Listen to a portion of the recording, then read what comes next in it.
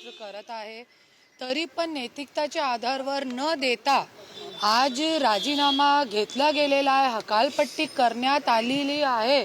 तरी पण असा एक म्हण आहे, रस्सी जल गई पर बल नहीं गए, रस्सी जल गई पर बल नहीं गए असं आपल्याला दिसतोय त्यांचे ट्विटरचे माध्यमातून.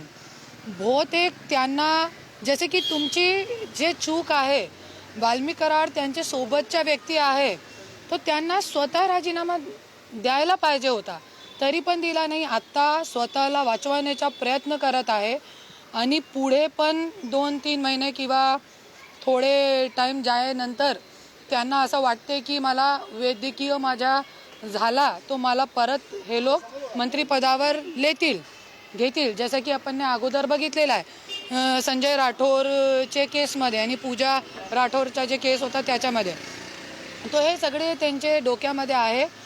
तो एक पत्नी म्हणून मी धनंजय मुंडेची विनंती करते की जो काही चूक असेल ते तुम्ही आज जसे तुम्ही जनप्रतिनिधी निवडून आले असंच तुम्ही ठोकपणे राजीनामा द्या. हे खोटे नाटे ते तब्येतीचे बहाणे करू नका, माझी हात जोडून विनंती आहे.